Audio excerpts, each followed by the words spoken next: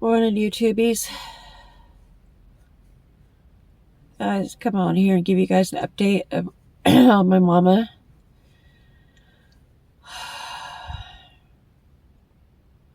I apologize in advance if this video gets cringy and I start crying. This has been the hardest week of my entire life. I'm not even joking. I'm not exaggerating. This has been the hardest week of my entire life. I feel like I'm living a nightmare. For you, those of you that are new to our channel, or maybe just stopping in and see what's going on and don't know the story of what's been going on in my life this last week. I hope I didn't just accidentally repeat myself on that. I think I did. Sorry. I was saying my brain is just like scattered right now, so I may have a couple of repeat things here and there. Don't mean to. But for those of you that are new to our channel or not seen yet, even if you're subscribed and not seen yet, this last Wednesday, my mama had it be life flighted from Warsaw, Missouri to the University Hospital in Columbia. Her and Daddy were in church. Mama's 78, Daddy's 88. Mama be 79 in June. Daddy be 89 in September. They were in church. It was towards the beginning of church. And she slumped over onto Dad's shoulder. Daddy didn't think anything of it. He thought she was just being affectionate. But no. Come find out she'd had a severe stroke. This is her third stroke in the last couple of years. And this is the most severe one.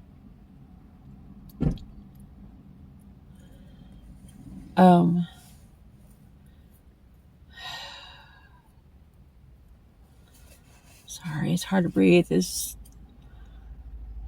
I'm having a lot of anxiety, depression.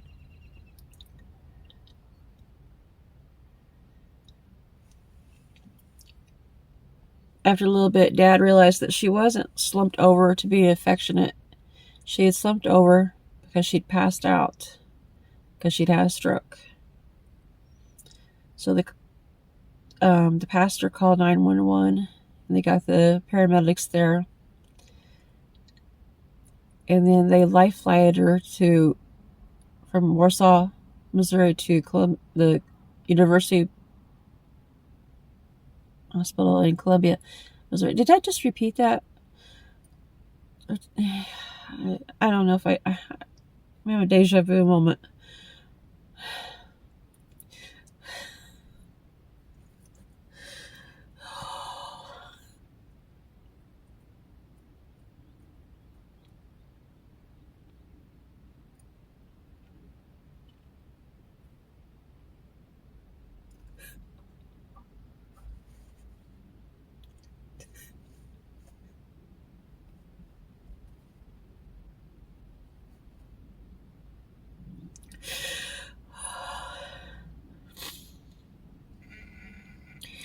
If she knew, if she even remotely knew that Daddy had let them life flight her anywhere, oh, she would not have been happy. She is stubborn as a mule.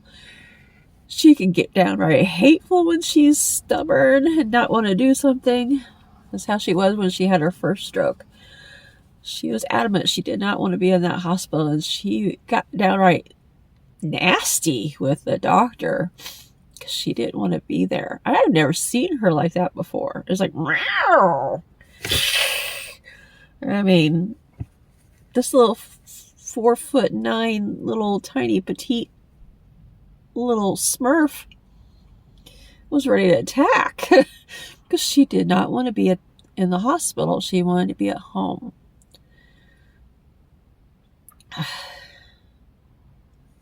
I've totally lost my train of thought on this.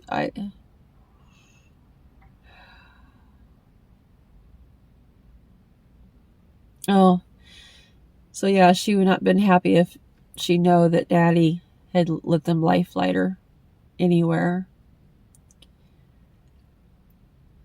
But in this case, it was a necessity. They got her to the hospital. It took it from driving. It's 150 miles. I think it's like 2.5 hours, something like that. Long ways from home. I don't know how long it was by flight. Like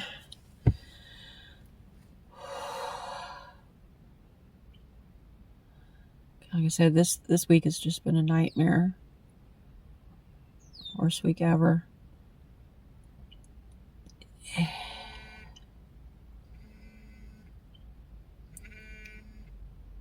They got her there. And because she had been slumped over on Dad's shoulder, the way she was slumped over, it cut off her airway. So they immediately had to put a breathing tube down her to, help her with breathing.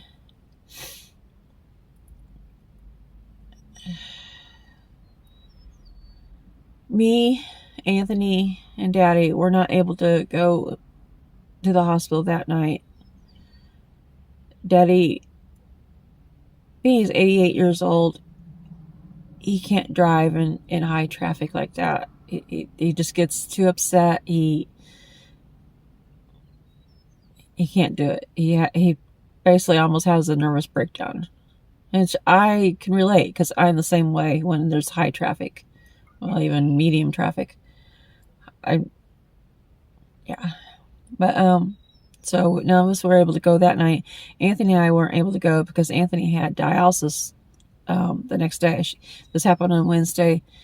He had dialysis to come to on Thursday. So Dad managed to get a ride from one of his church buddies to go see Mom on Thursday. Anthony and I weren't able to go with because of dialysis. So, excuse me. And then Friday,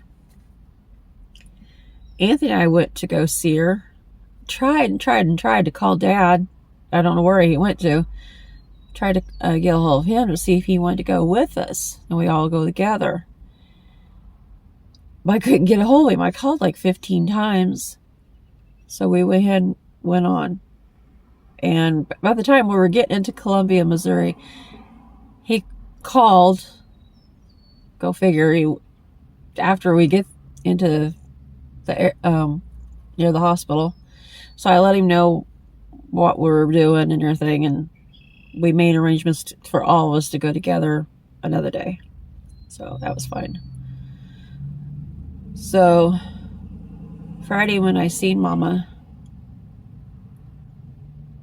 the doctors had said that she was unresponsive. But I could have swore that she looked at me. I could have swore a couple times that she had looked at me. She may not have been able to fully understand what I was saying. But as I was holding her hand and speaking to her, in my heart, I know she heard me, and I know that she recognized my voice. Maybe I was wishful thinking. I don't know. So because of that gave me so much hope that we were going to be able to get her well enough to come home. And I was going to do everything in my power to help her get better and recover, or even partially recover if she wasn't able to fully recover, because she had age against her and other health issues. So I knew there was a possibility that she wouldn't fully recover. But I was still hopeful. I'm always hopeful. When any situation arises, I'm always hopeful. Because I've been through so many hells. I have the front door entrance to hell, I think. Because I've been through so much over the years. All my life. But nonetheless, I have always been hopeful. That's what keeps me going.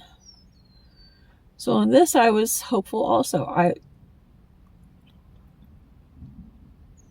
was adamant about, I didn't really want her to be in a nursing home. I'd swore since childhood, even though Dad's a narcissist, even with him, I swore I would never, ever put my parents or any family member in a nursing home if I could keep from it.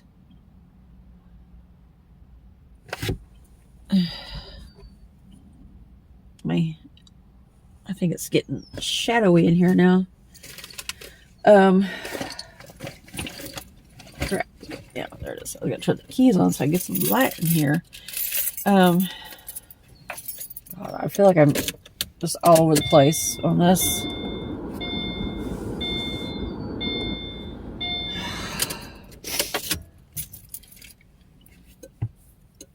I thought maybe I could bring her home, and if I had to, put her in a nursing home, which was not what I wanted, or a rehabilitation center, if nothing else. But what I really wanted to do was bring her home. But with my own health issues, as well as Anthony having health issues and Daddy having health issues, I knew feasibly that we would not be able to give her the care that she needed. So I already had started contacting her insurance agent to inquire about possibilities of a home health nurse coming in for a part of the day or even overnight to help me to take care of her. And our insurance agent said he'd work with us and he'd help us get things set up if that's what, the route we wanted to go. So that gave me more hope.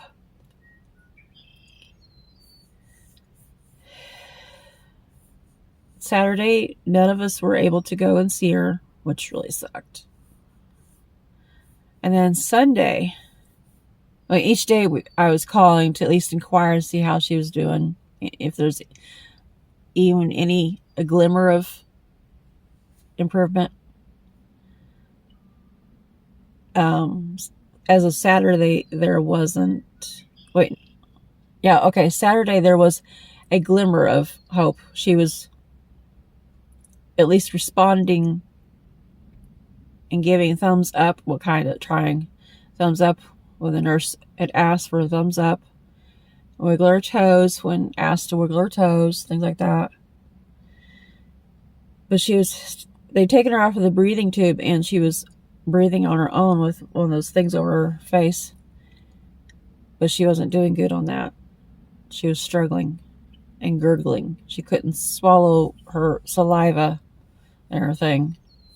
And they was afraid that they was going to have to put her, her body and her lungs weren't able to handle breathing on her own, that they was going to have to put a breathing tube back down her or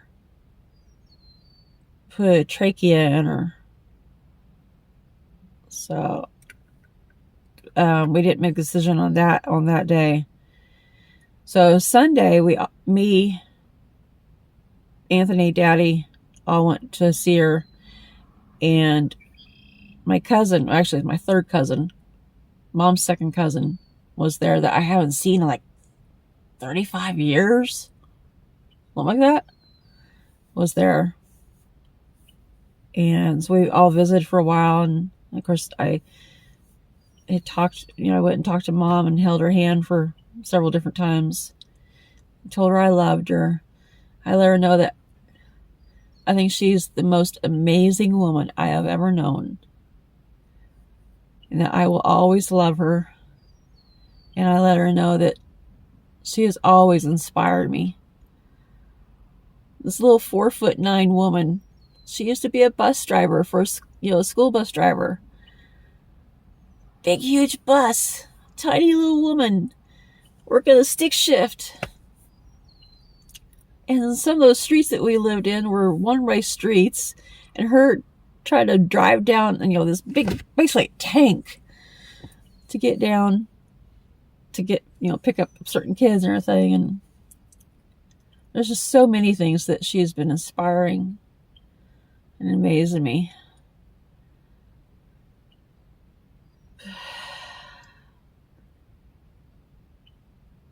But then the doctor came in and explained to us that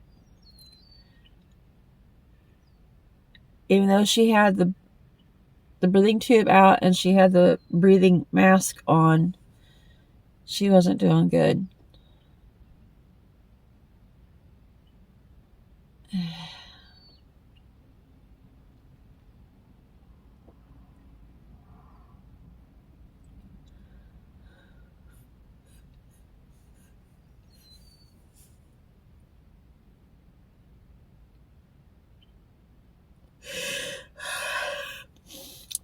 I apologize if I'm cringy. I don't mean to be.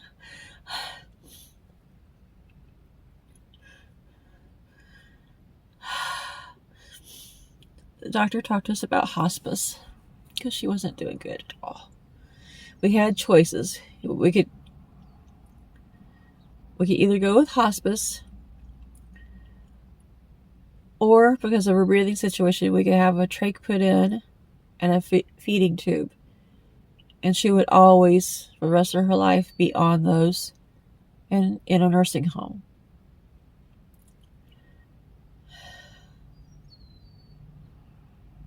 Or the other option was to put her on hospice so they could help her get, be comfortable, and she go when she was ready.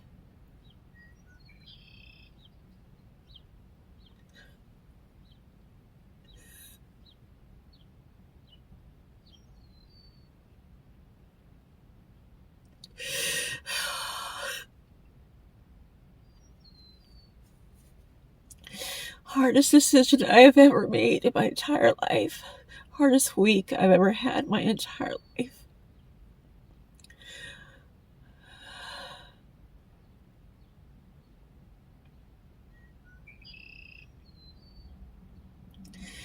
So Daddy and I made the difficult decision to put her in a hospice and let her go when she was ready. We didn't have to actually get things set up that day. We chose to go back yesterday, which was a Monday, and get things set up from there.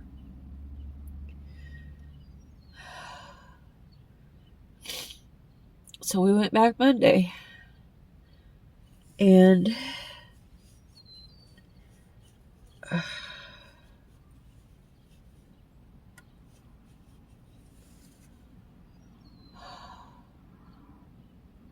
we were all sitting there waiting for hospice to come in and talk to us, which they never showed. We waited and waited for hours.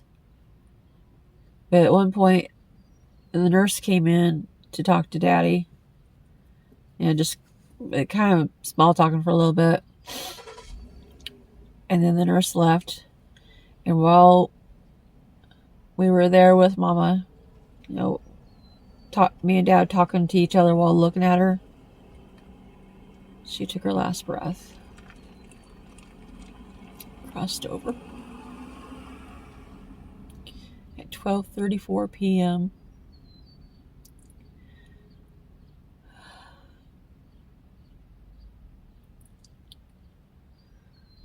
She looked so peaceful. They had to give her some medicine to ease her suffering because she was having a very difficult time breathing. So that helped. And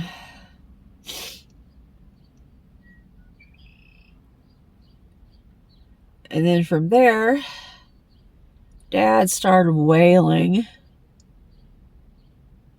But it wasn't, he's a narcissist. So all my life, he could cry at the drop of a hat just to get attention. And in this case, he was wailing so he could get attention. I mean, like wailing loud. He went out to the hallway and was like, "Oh, she's gone! She's died! Oh!" And just carrying on and on. Don't get me wrong. I know people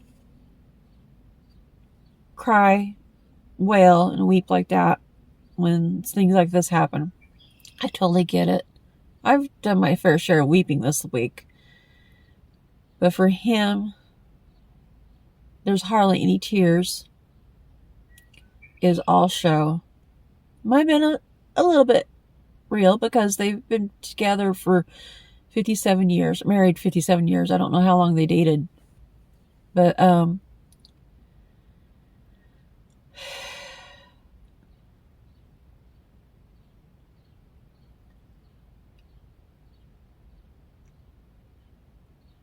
now that she's gone, it just, everything that I see or hear reminds me of her, and I have waves of emotions. Part of the time I'm okay. Part of the time, like 50% of the time I'm okay. 50% of the time I'm on an emotional roller coaster. What helped me be on the okay side a little bit better is I tried to change my line of thinking, and I decided to think of her life as like a book. And this is her last chapter.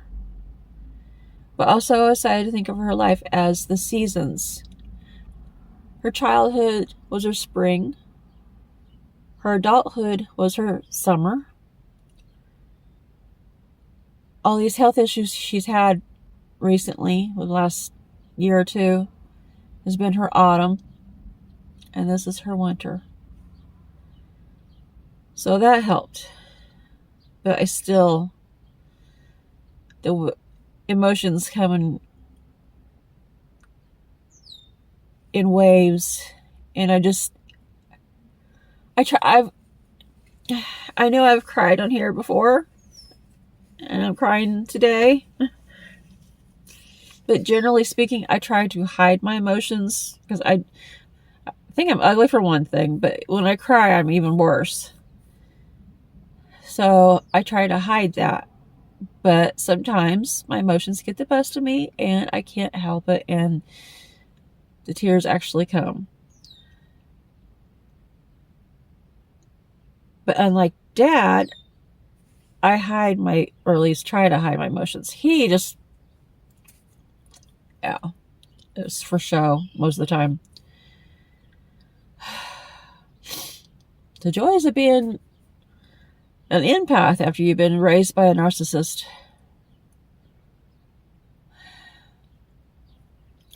I mean, it's like maybe a song I hear that makes me think of her. Or like the other day, I was thinking of the toaster oven, not actual toaster that you put like 2 or 4 pieces of slice of bread in.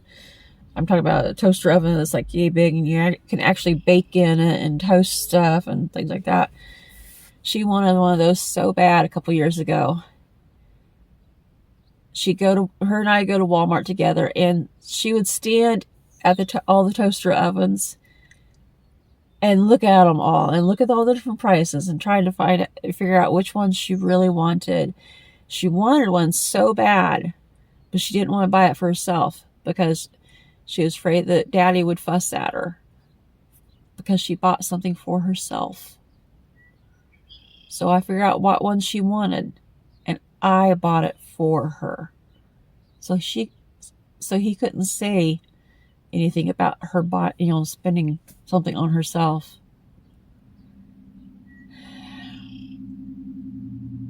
She was so happy when she got that home and got it all set up and everything, and she was so proud of it.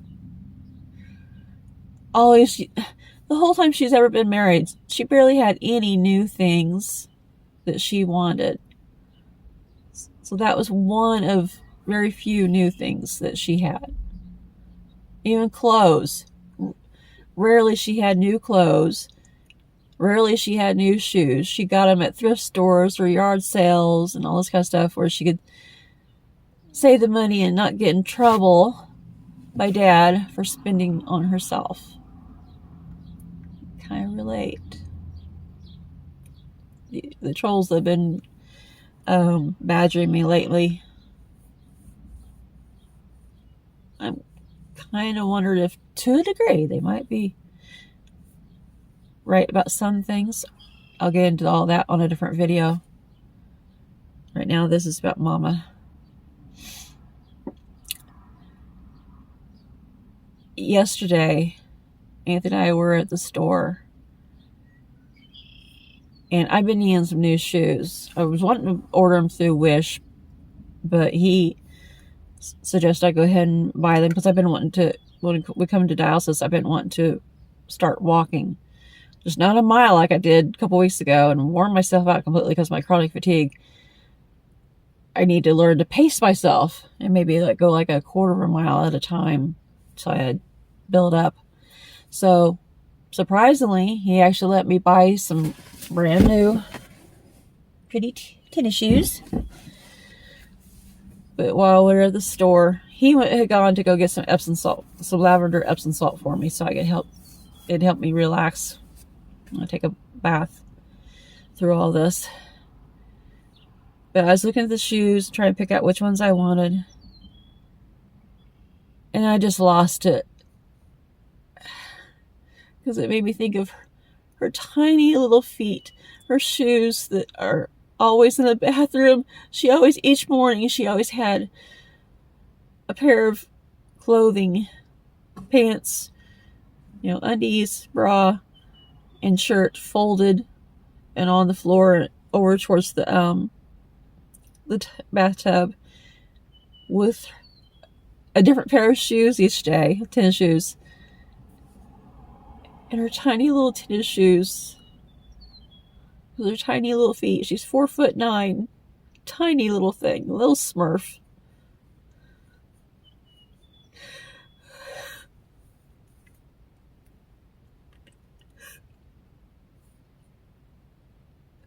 I know it's the weirdest and goofiest little things that's made me think of her and cry.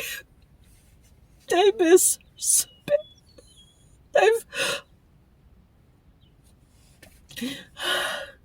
I've seriously lost my best friend.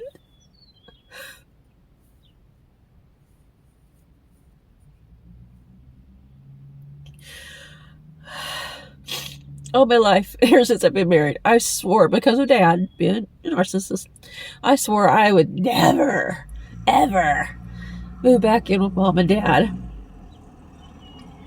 But because of my health issues and Anthony's health issues, we had to. So because of it, Mom and Dad had health issues also, so we just all helped each other. This last 8 years has been the best 8 years in my life, other than dealing with Dad. But I've gotten to get a whole lot closer to Mom and actually finally learned to hug her. There was no emotions shown in my family when growing up. We never hugged. We never said I love you. Things like that. It's taken me a long time to learn to do those things. So,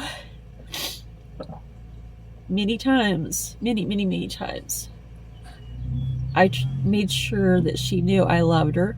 And I gave her hugs. And I let her know that she is the most amazing woman I have ever known. The most inspiring woman I have ever known. I actually verbally told her these things, especially after she had her last stroke. And she was trying to recover. I always encouraged her. And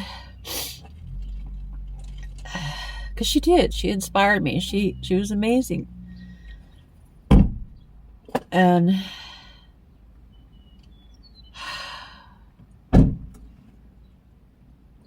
I lost my train of thought.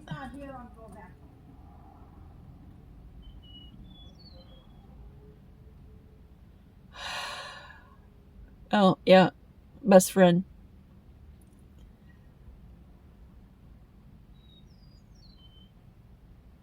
The last couple of years, I have been learning about narcissism and how I've been abused by Dad, a little bit by Mom too, but I don't think it was actually meant to be with both of my parents. But it's been, when I was a kid, I had, what's the word, neglected Mom was never there for me when I was a kid, which when we moved in, I had resentment about that.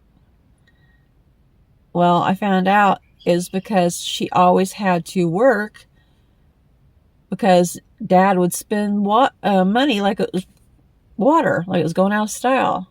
So she had to bring the money in. So once I realized that, I was able to let go of that resentment. And her and I just continuously build our relationship.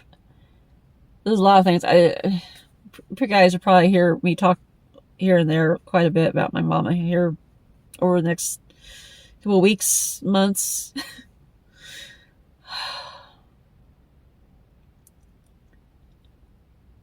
I don't even know how long this video is. I can't see the screen.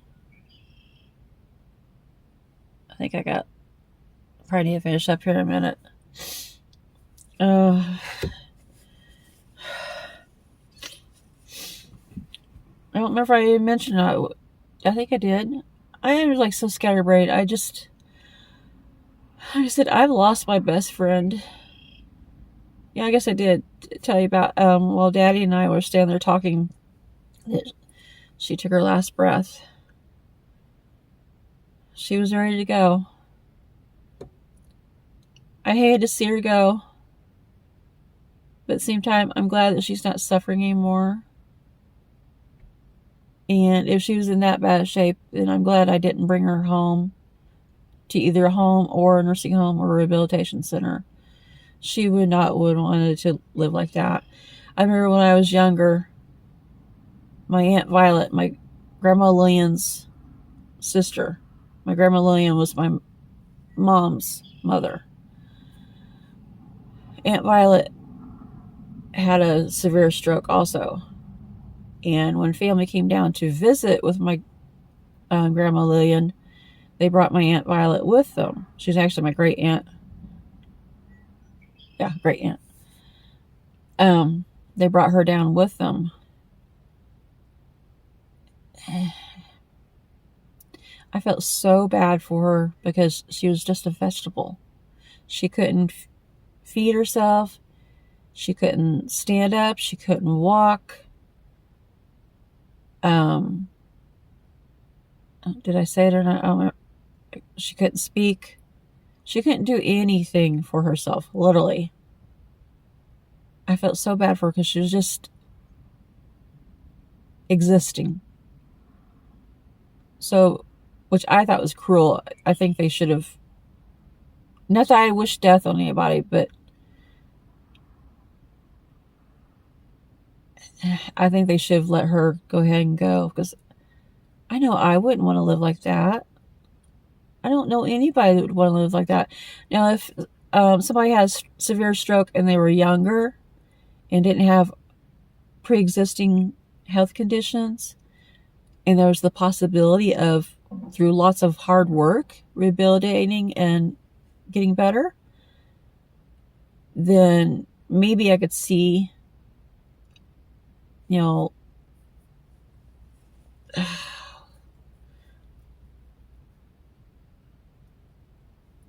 letting them live. But in Aunt Violet's case, my Grandma Lillian was the same way. She had a stroke the same way, and then Mom was gone the same way. Severe strokes is probably what I'm going to go through. And after this, other than Anthony, which he'll probably, because of his health issues, he'll probably go before I do. And Daddy, I don't even consider him as family because of how too much abuse under the bridge to consider him as family. So now that Mom is out of the picture, I feel like I have no family, no close family, other than Anthony right now, of course. And I know I wouldn't want to live like that.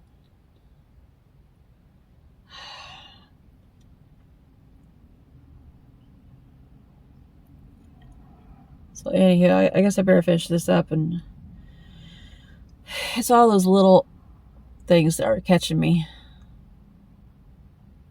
Man, I miss her.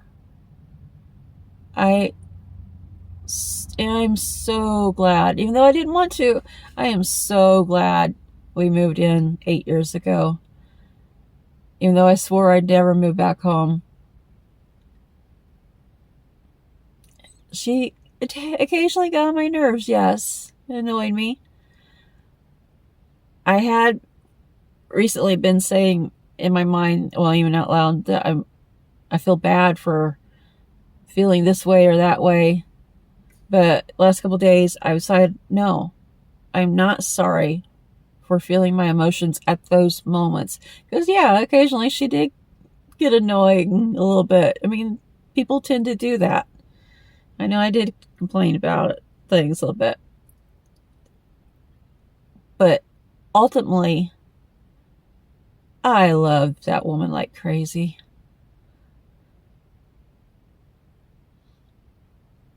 So many things I want to miss her. Anytime I made new food, particularly for a mukbang, she wanted to try it. She wanted to be my little guinea pig.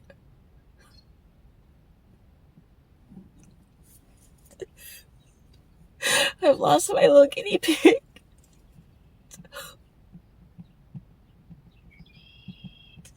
She loved to try. She's like I am. She loved to try new foods that she'd never tried before.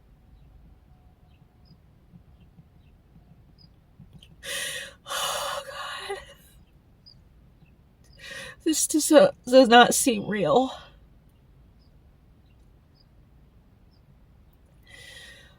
I just wish I could have one more day with her. I want more, but if I could just at least have one more day. I'd give her so many hugs and tell her so many times I love her. Tell her she's amazing. Tell her all the positive things that I think of her.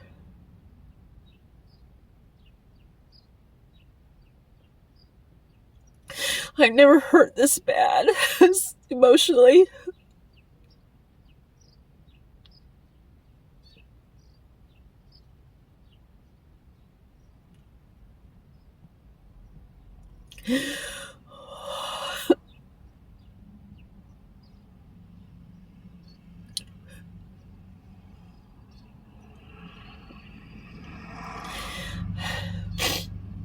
Her daddy met when she was actually 8 years old and he was 18. My great uncle, which we called him Poppy, and his wife, Annie Mabel. I always thought her name was actually Annie. Couldn't find out. It was supposed to have been Auntie Mabel. But when growing up and hearing it all the time from different relatives, they kind of slur the words together, and it sounded like Annie Mabel. Oh crap, I definitely get along with this. I'm sorry. But yeah, they met when she was 8 and he was 18. They didn't start dating at that time, but that's when they started. When they met. I do think the dad being a narcissist when they did get together. I don't know what age. They got married when she was 22. And he was 32. So I don't know how long they actually dated. But technically, I think being a narcissist he is, I think he groomed her. So, and I know he groomed me growing up to be the person that I am. So, but one last story, and then I'll cut this for now.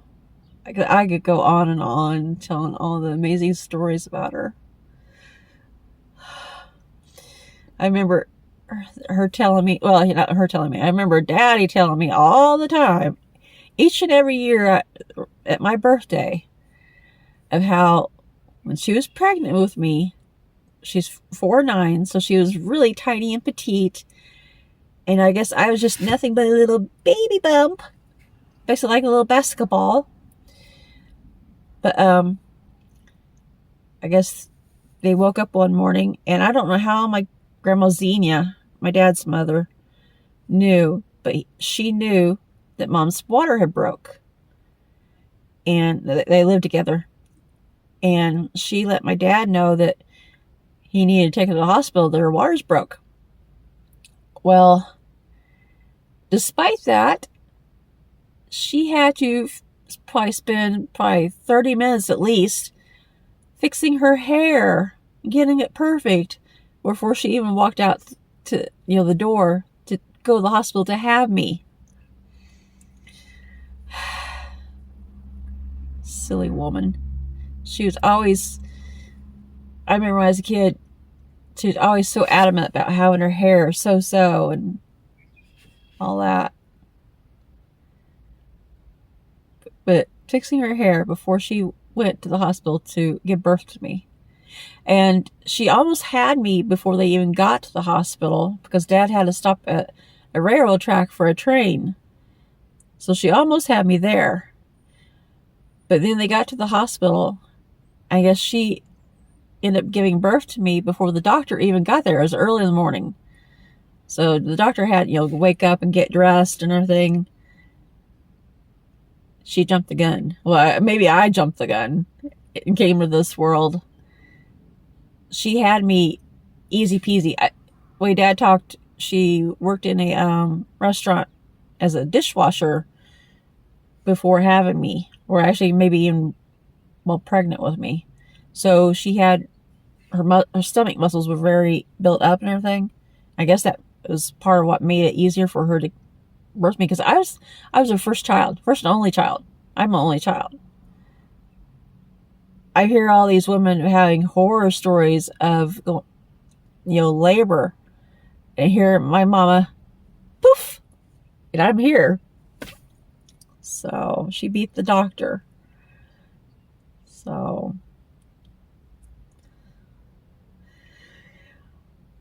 I'm just going to leave you with something that always tell the people that you love them, and give them hugs.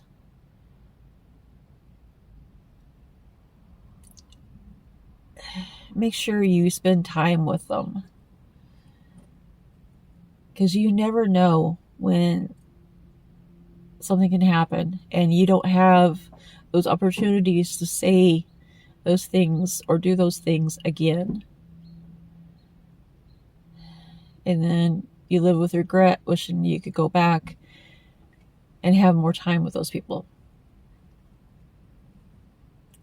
I do and don't have regrets. I regret that I hadn't spent more time with her, but it was difficult because of my chronic fatigue. I was limited on how much time I spent with her and do anything, because I get worn out so fast. But if I hadn't had that complication, oh my God, I would spend so much more time with her.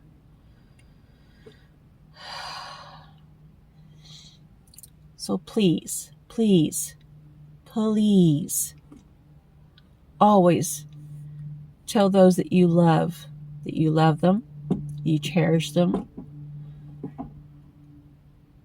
If you think they're amazing, tell them.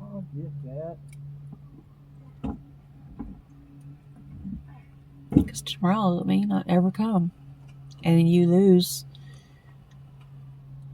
all that time that you could have, had with them.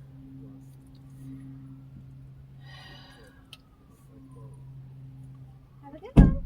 You too, young lady. You're driving now. I'm just so lost without her. I called her mommy the other day. It's the first time I've called her mommy in probably 30 years.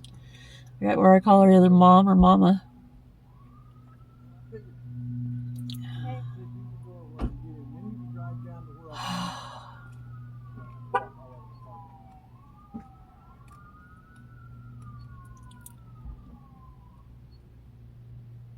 I just can't believe this has happened. I sure had more time with her.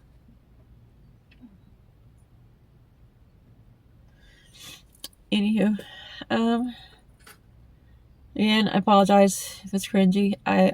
I'm being me. I'm being honest. I can't be like some of these other YouTubers that are so fake that they act like their lives are perfect. I can't do that. I can't lie to you guys. I can't.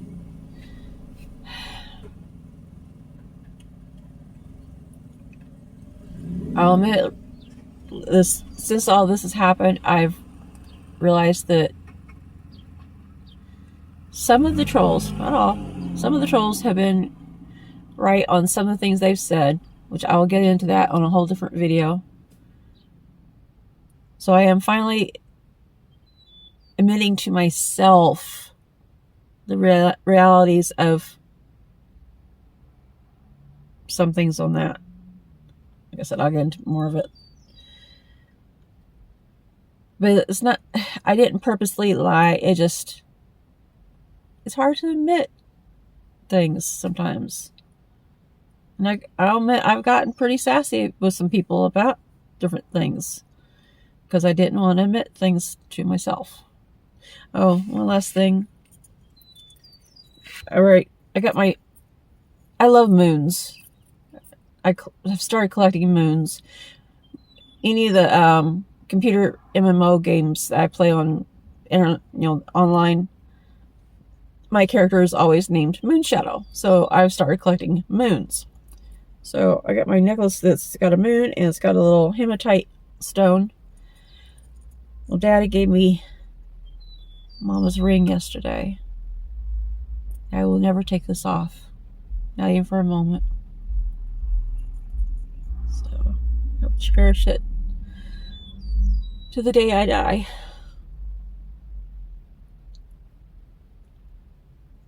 I'm surprised he actually gave it to me. I'm surprised he didn't keep it for himself, but I'm glad he gave it to me, and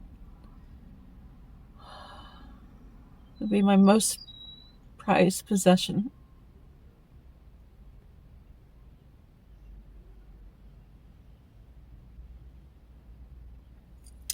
Anywho, whether you're visiting our channel or new to, a subscriber to our channel, thank you for watching.